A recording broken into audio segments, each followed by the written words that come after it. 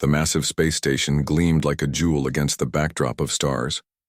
Inside the Grand Council chamber, Captain John Carter stood with his back straight and his eyes forward. After 20 years in the Earth Diplomatic Corps, he had learned to hide his feelings behind a mask of calm. Today, that skill was being tested more than ever before. The human request for expansion into the Orion sectors is denied, announced High Counselor Vex Mori of the Zalaxians. His voice echoed through the chamber. The Council has concerns about human aggression and cultural contamination. John's jaw tightened, but he remained silent. Next to him, Ambassador Susan Miller nodded politely, though he could see her knuckles, turning white as she gripped her datapad. Instead, Vex Mori continued, humans will be granted access to 3 star systems in the Outer Rim. The Madurians will receive stewardship of the 15 sectors originally requested by Earth. A murmur of approval rippled through the chamber. The Madurian representative, a tall, blue-skinned being with 4 eyes, smiled smugly in John's direction. The vote was just a formality now. The major powers had already made their decision. This is the 3rd time in 10 years, Susan whispered to John.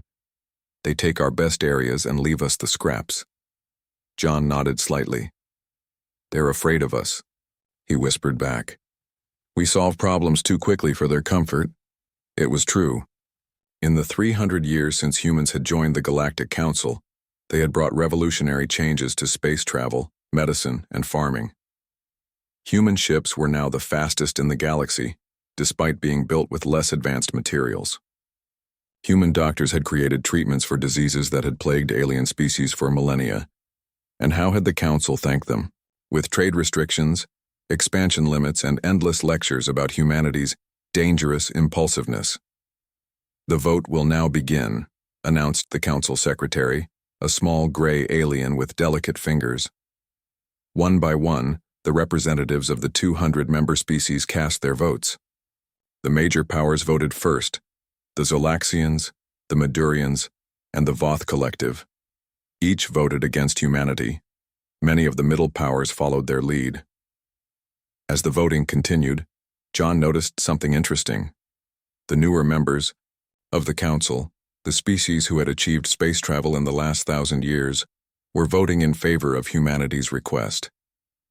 They too knew what it was like to be treated as children by the ancient races. But it wasn't enough. When the final tally was displayed on the giant screen, the result was clear.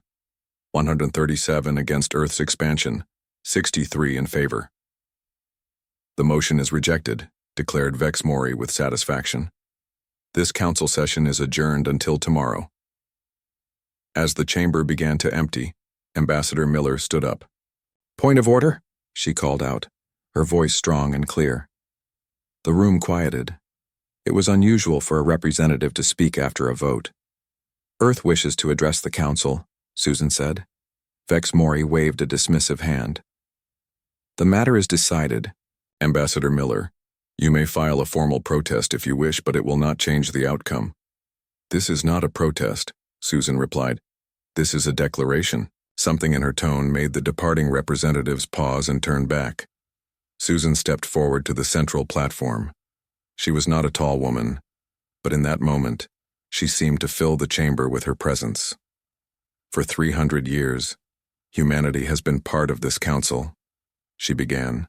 We joined with hope and excitement, ready to learn from older civilizations and share our unique perspectives. We brought gifts of technology and art. We fought in your wars. We traded fairly. We followed your rules. John watched the faces of the alien representatives. Some looked bored, others annoyed, but a few, particularly Ambassador Krithzal of the Ardolans, were listening with concern in their eyes. In return, Susan continued, we have been treated as children at best, and as threats at worst. Our innovations are taken, then restricted. Our colonies are limited while others expand freely. Our voices are ignored in these chambers. Vex Mori stepped forward. If you are quite finished with this dramatic speech, I am not, Susan interrupted, something that was almost never done to a high counselor. By the authority granted to me by the United Earth government, I hereby declare that Earth and all human colonies withdraw from the Galactic Council, effective immediately." There was a moment of stunned silence, followed by an explosion of voices. Some representatives shouted in anger, others laughed, thinking it was a joke or an empty threat. "Silence!" roared Vex Mori. When the noise died down, he looked at Susan, with cold eyes. "You cannot withdraw. No species has ever left the Council once joined." "Then we will be the first," Susan replied simply. "Our decision is final." "This is about the vote? About the Orion sectors?" asked the Madurian representative incredulously. "You would abandon civilization over a few star systems?" John stepped forward to join Susan. "It was never about the star systems," he said. "It's about respect, partnership, equal standing, things we have never truly had here." Ambassador Krith Zal of the Ardulans approached them.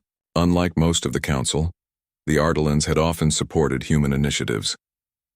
"Ambassador Miller, Captain Carter, please reconsider," he said quietly.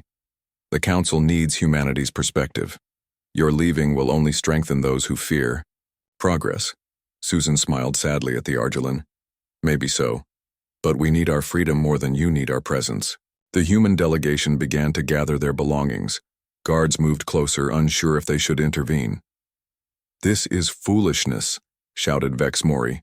"You will be isolated, without Council protection, without Council trade routes, without Council technology. You will wither away in your small corner of the galaxy." John turned to face him. "We survived and thrived on Earth for thousands of years before we met any of you. I think we'll manage." As the human delegation walked toward the exit, whispers and laughs followed them. Most believed they would return, tails between their legs, within a year. Some were glad to see the troublesome humans go. Only Krith Zal and a few others watched with genuine worry in their eyes.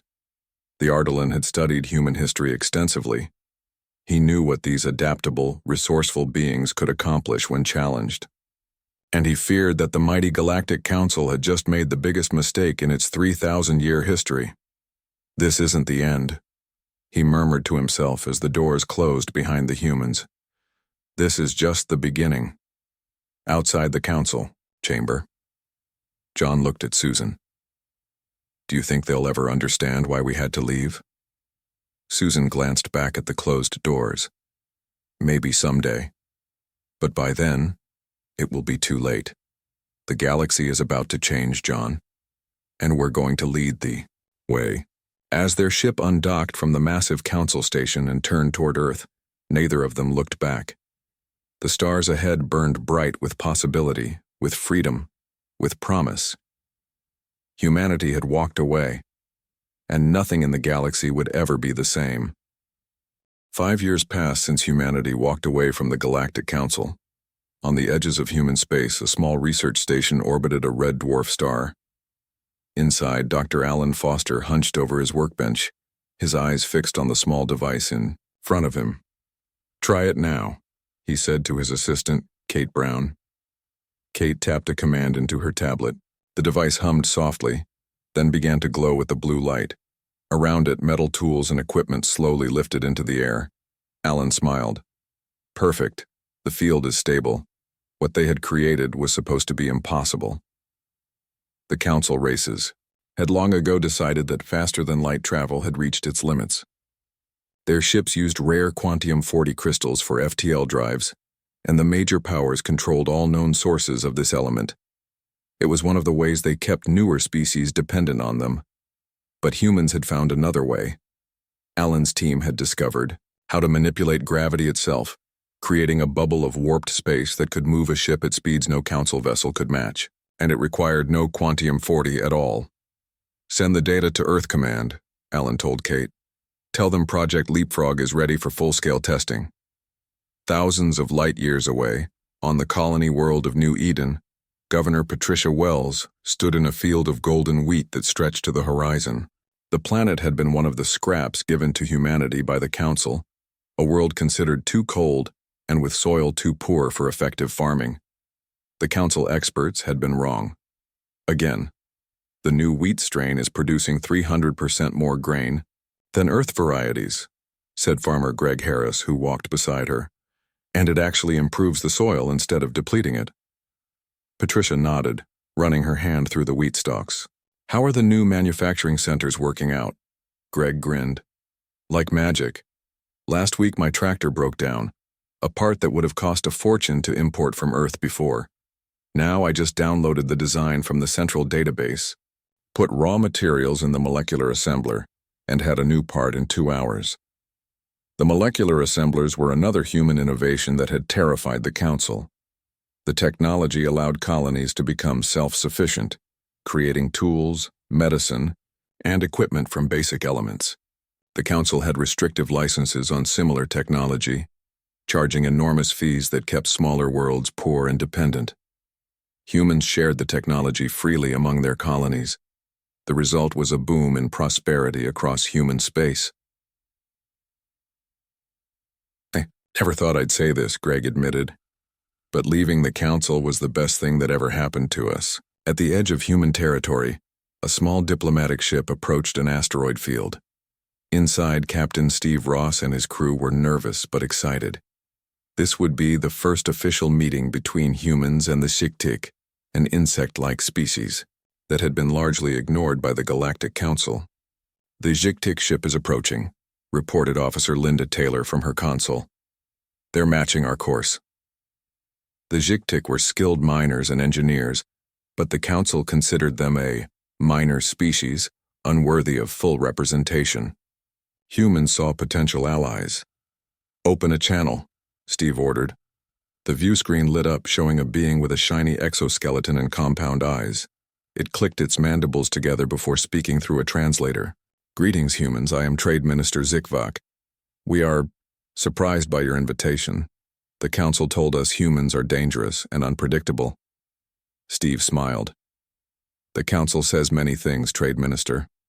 We prefer to make our own judgments. We came to offer fair trade, your expertise in asteroid mining for our advances in medicine and agriculture. The Xiktik's antenna quivered with interest. Equal exchange, not the fees and restrictions the Council imposes. Equal partners, Steve confirmed. No hidden costs, no political demands. The Xiktik conferred among themselves in clicks and whistles. Finally, Zikvak turned back to the screen. We accept your offer of talks. Perhaps humans are not as the Council described. Meanwhile, near what had once been the main trade route between human space and Madurian territory, a Madurian trade fleet approached the border station where they had collected tariffs for centuries. Commander Brazer expected the usual process, humans paying high fees to transport goods through Madurian space. But as they neared the coordinates, they found only empty space where the station had been. Scan again, Brazer ordered his crew. It must be there. No sign of it, Commander, replied his sensor officer. No debris either. They must have moved it. Brazer growled in frustration. Contact the human authorities. Demand to know where they've relocated their station.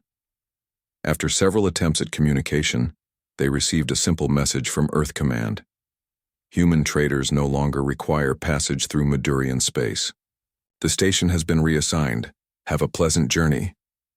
Brazier stared at the message in disbelief. What do they mean they don't require passage? This is the only route to the central markets. What the Madurians didn't know was that humans had established an entirely new trade network. While the Council was busy mocking humanity's withdrawal, humans had been quietly building alliances with overlooked species throughout the galaxy. Trade now flowed through new routes, bypassing Council-controlled space entirely. Goods moved faster on human ships with their new drives. Prices were lower without Council tariffs. More and more species were choosing to trade with humans instead of going through the old systems. Back on Earth, in the headquarters of the Earth Diplomatic Corps, Ambassador Susan Miller met with the newly formed Human Alliance Council. The room was filled with leaders from Earth and all human colonies. Reports from all sectors confirm the same pattern, Susan told them. Our trade volume has increased by 87% since leaving the Council. Our colonies are growing faster than Council. Projections said was possible. And 17 non-Council species have now signed direct trade agreements with us. President Jack Wilson nodded with satisfaction. And the Council races? They still think we'll come crawling back, Susan replied with a small smile. The Zolaxians and Madurians have actually increased tariffs on each other, each blaming the other for losing human business. And our new technology? Dr. Foster's gravity drive has passed all tests. The first ships are being retrofitted now. They'll be twice as fast as the fastest council vessels. The president looked around the room at the representatives of a united humanity. 5 years ago, they thought they were punishing us by limiting our expansion. They never understood what humans do when backed into a corner. We innovate, said Susan. We adapt, added the governor of Mars Colony. We overcome, finished the president. And soon the galaxy will understand what the council never did. Humanity doesn't need their permission to thrive. Outside the window, the lights of cities covered the night side of Earth. In orbit, shipyards were busy building the next generation of vessels that would carry humans farther and faster than the council had ever dreamed possible. The stars no longer seemed like distant points of light. They looked like stepping stones. 10 years had passed since humanity walked away from the Galactic Council. On the massive council station orbiting Centauri Prime, the mood was tense. What had once been the center of galactic power now felt like a fading relic. Ambassador Kevin Jones of Earth watched the proceedings from a small observation room. He wasn't officially present. Humans no longer had seats in the council, but Earth intelligence had arranged for him to monitor this critical session. What he saw confirmed their predictions.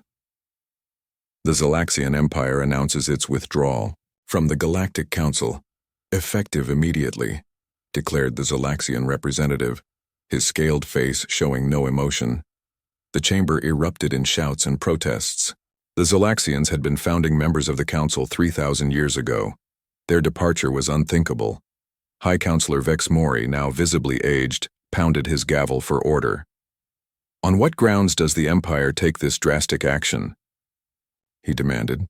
The Zolaxian representative's cold eyes swept the room. The council has failed in its primary purpose, to maintain order and prosperity. Since the humans left, trade in our sectors has declined by 60%. The Taurans, our client species for 2 millennia, have signed direct treaties with Earth. Without their antimatter production, our fleets cannot maintain our borders. Kevin made notes on his pad. The Taurans had indeed signed a trade agreement with Earth last year, but not because humans had poached them. The Zolaxians had been exploiting them, taking 90% of their antimatter production while giving little in return. Humans had offered a fair exchange, advanced medical technology for a mere 20% of their production. The Taurans had jumped at the chance.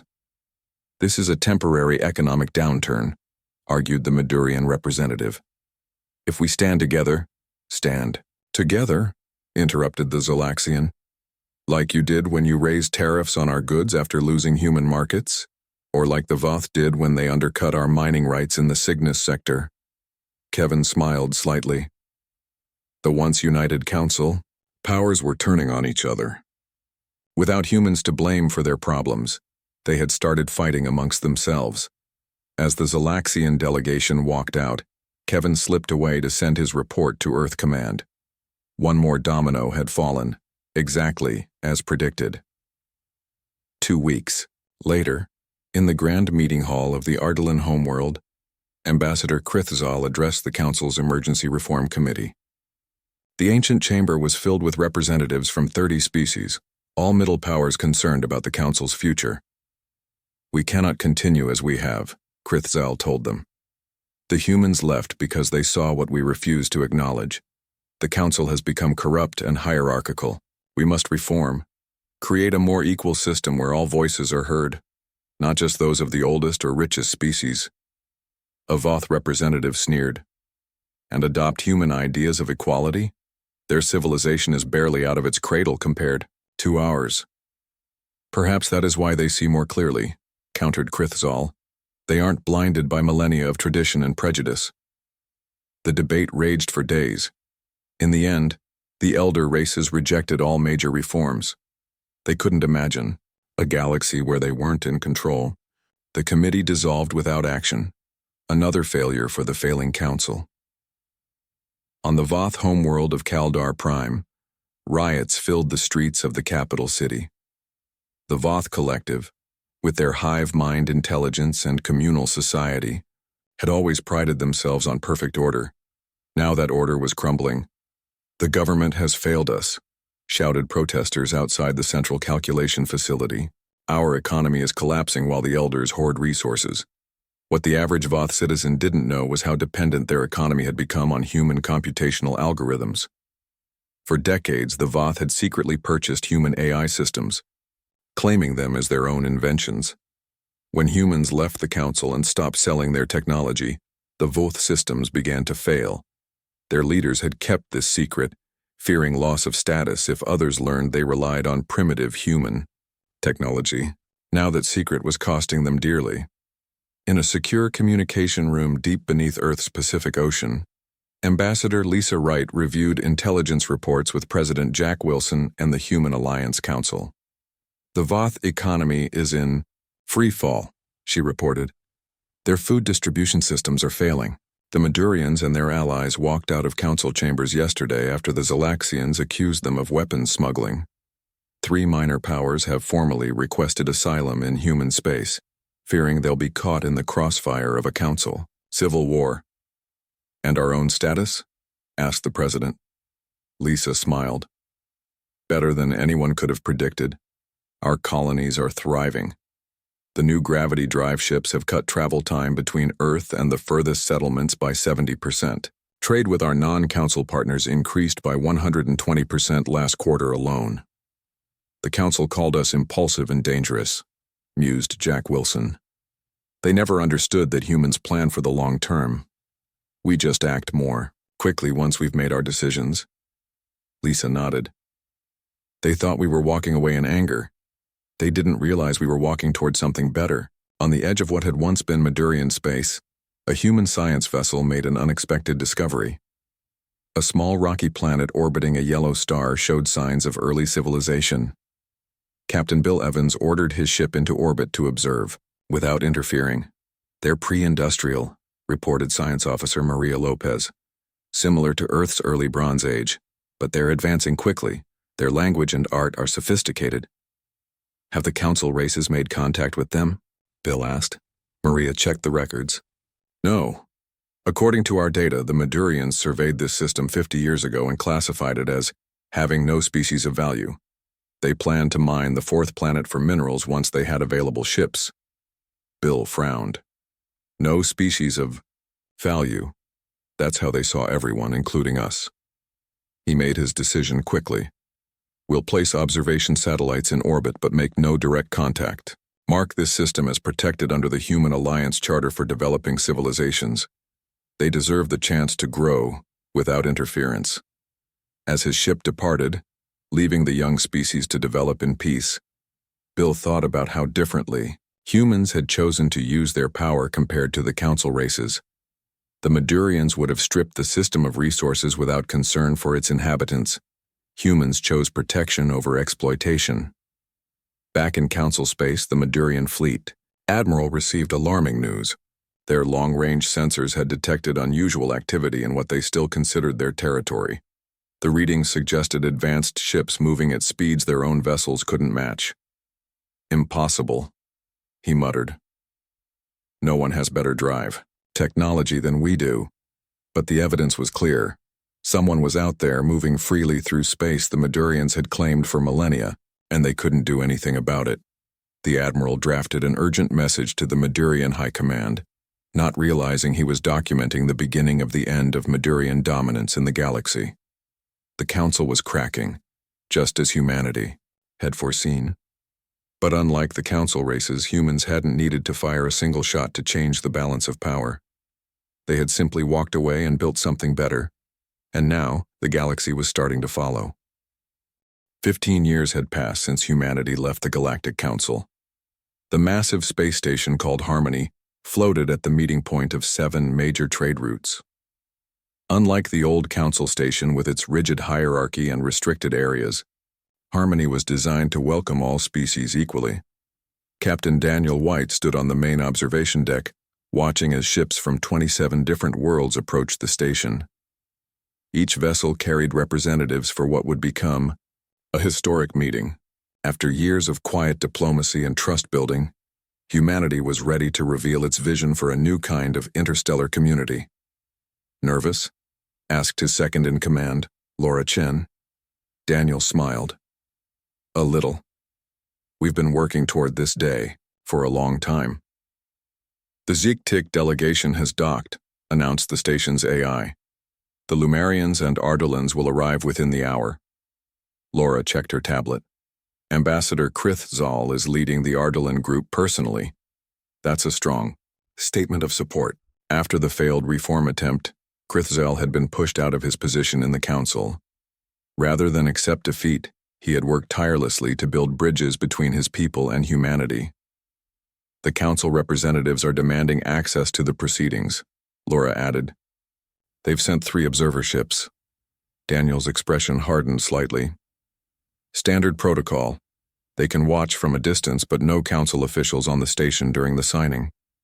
In the main assembly hall, representatives from species that had been dismissed as minor or primitive by the council gathered in growing numbers. The insectoid Ziktik chittered excitedly with the crystalline Lumarians. The aquatic Nere shared water-breathing apparatus with the amphibious Galuu. Species that had barely interacted under council rule now mingled freely. Ambassador Nancy Clark of Earth greeted each delegation personally. Unlike the council meetings where elder races sat on elevated platforms while younger species were relegated to the back, the Harmony Assembly Hall was arranged in a perfect circle with identical seating for all. Welcome, Nancy said as the Ardolan delegation entered. Ambassador Krithzal, we're honored by your presence. The tall, silver-skinned Ardolan bowed slightly. The honor is ours. Not many of my people have had the courage to break with tradition. But enough have, Nancy replied with a warm smile. And that's how change begins. When all delegations had arrived, Nancy took her place in the circle. She wore no special insignia or grand robes like council representatives did. Her simple, blue uniform matched those of other human diplomats. Friends, she began. 15 years ago, humanity left the Galactic Council because we believed there was a better way for different species to work together. We didn't just want to complain about the old system. We wanted to build something new. The room was completely silent as she continued. Today we propose the Terran Cooperative Accord. Not an empire, not a hierarchy, but a true partnership of equals. On the curved walls around them, the text of the accord appeared in the languages of all present species. Its principles were simple but revolutionary. Equal voting rights regardless of a civilization's age or economic output. Shared technology with fair compensation to creators. Mutual defense and protection of developing worlds. The council kept us divided, Nancy explained. They controlled us by making us depend on them separately. Together we are stronger than they ever allowed us to be. To demonstrate this point, representatives from each species rose to share technologies they had hidden from the council out of fear of exploitation. The Lumarian delegate activated a small crystal device. It projected a complex holographic display. Crystal computing, he explained. 10 times faster than standard quantum systems, with perfect data integrity. We kept this secret for 8 centuries because the council would have claimed it as their own. Next, a Ziktik approached the center.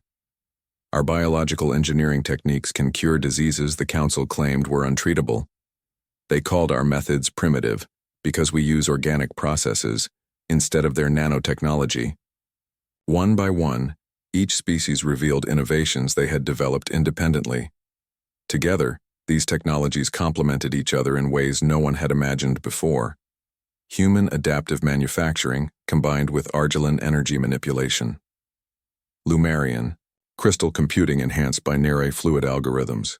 Each innovation became more powerful when freely shared. Outside the station, the council observer ships watched in growing alarm. Their spies had warned of a meeting, but not its purpose or scale. The sight of so many formerly obedient species gathering together sent waves of concern through council space. After all presentations, the vote to form the cooperative began. Each delegation cast a single vote, regardless of their population or wealth, a stark contrast to the council system where elder races had up to 5 votes each. The Shiktik vote yes. The Lumerians vote yes.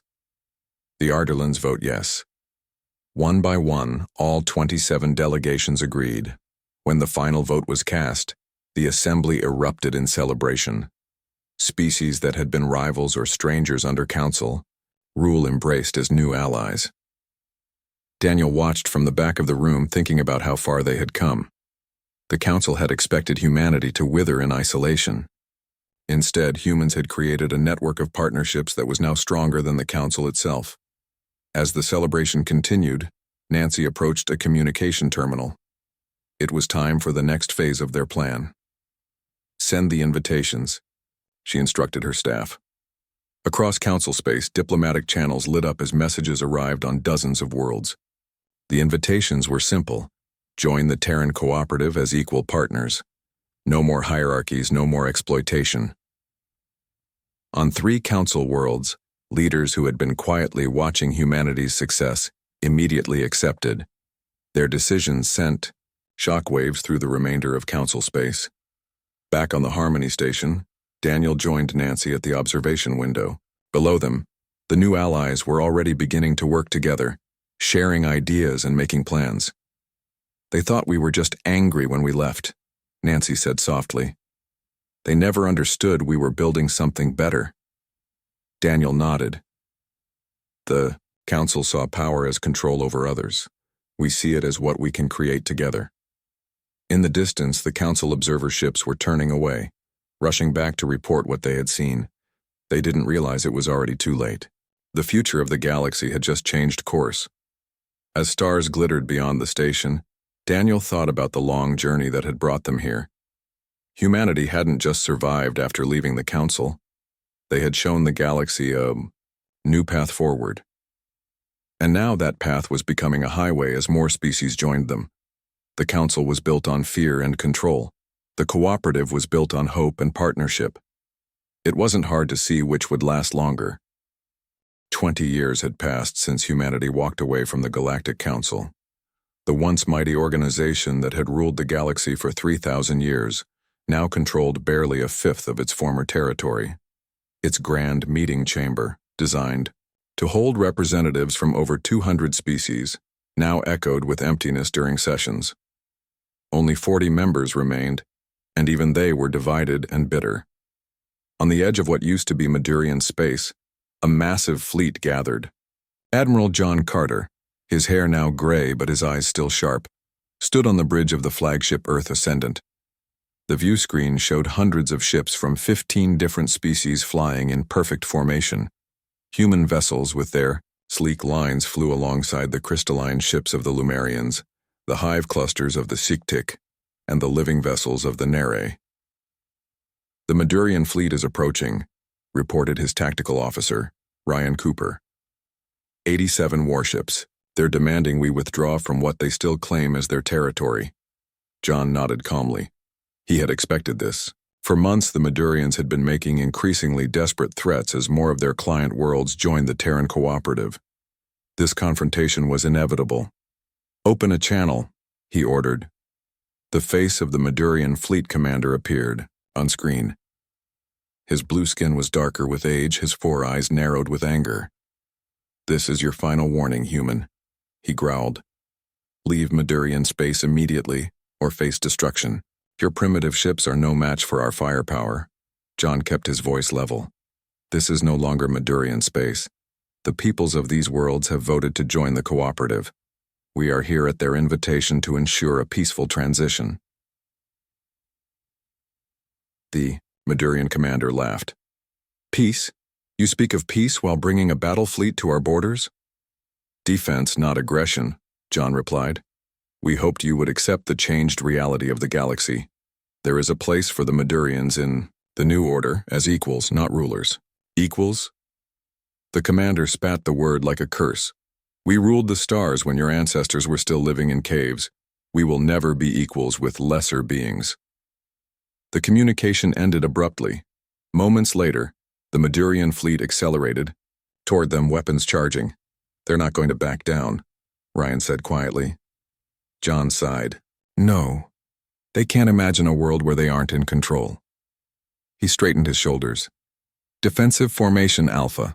All ships, activate shields, but hold fire until my command. Let's give them one last chance to reconsider. The Cooperative. Fleet shifted smoothly into a defensive pattern. Their shields, combining human adaptive technology with Ardalan energy manipulation, created a shimmering barrier between the two forces. The Madurians opened fire first, their energy weapons flashing. Across space, the blast hit the Cooperative shields and dissipated harmlessly. Shield status? John asked. Holding at 98%, Ryan reported with a hint of pride. Their weapons aren't nearly as advanced as they think. The Madurians had spent centuries believing their technology was the pinnacle of achievement. They had never needed to innovate, because they could simply take what they wanted from other species. Meanwhile, the Cooperative had combined the unique strengths of many civilizations, creating defenses far beyond what any single species could develop alone. Return fire, John ordered. Targeted disabling shots only. We want to end this quickly, with minimal casualties.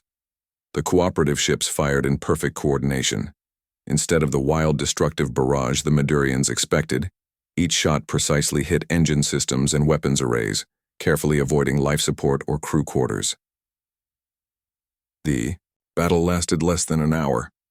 When it ended, the mighty Madurian fleet was dead in space. Their ships disabled but their crews alive. Not a single Cooperative vessel had been lost. As the Madurian commander was brought aboard the Earth Ascendant to discuss surrender terms, he looked around in shock at the many different species working together on the bridge. Impossible, he muttered. How could you work together so effectively? You're too different. John smiled slightly. That's what the Council never understood. Our differences make us stronger when we respect each other. 6 months later, John walked through the grand corridors of the former Council station. Workers were busy removing the old hierarchical design, replacing it with the circular architecture that symbolized the Cooperative's philosophy of equality. He paused at the entrance to the main chamber, now renamed the Assembly Hall. Inside, Ambassador Susan Miller, the same diplomat who had announced humanity's withdrawal 20 years earlier, was taking her seat. The irony wasn't lost on either of them. Susan had been the one to walk humanity away from the Council. Now she was the first human representative to the reformed Galactic Assembly that was replacing it. An elderly Ardalan approached her, moving slowly with the help of a walking staff. It was Krithzal, one of the few Council members who had understood what humanity was trying to do all those years ago. It seems we have come full circle, he said to Susan, his voice thin with age. Susan smiled. Not a circle, a spiral. We've moved forward, not just around. Krithzal nodded thoughtfully. You know, it took humans leaving for us to understand what you were trying to tell us all along. Sometimes you have to walk away to show people what they're losing, Susan replied. Above them on the wall, the new assembly charter gleamed, its first principle clearly visible. All sentient beings, regardless of origin, age, or biology, are entitled to equal voice and respect in galactic affairs. Outside the station, ships from 100 worlds moved peacefully through space. Trade flowed freely without the heavy tariffs the Council had imposed. Colonies flourished without artificial restrictions on their growth. Species that had been enemies under the old system now worked together on shared projects. John joined Susan and Krithzal as they gazed out at the stars. Did you ever imagine this? He asked quietly. When we walked away 20 years ago? Susan's eyes shone with pride and perhaps a hint of tears. I hoped, but it's turned out even better than I dreamed. Humanity didn't just leave, Krithzal observed. You showed us all a different path. John nodded. We walked away from what was wrong, but more importantly, we walked toward something better. As night fell on one side of the station, lights from thousands of ships created a river of stars. The galaxy hadn't ended when the Council fell apart. It had been reborn into something more fair, more free. and more full of possibility than ever before. Humanity hadn't just changed its own fate. By having the courage to walk away, they had changed the fate of countless civilizations across the stars.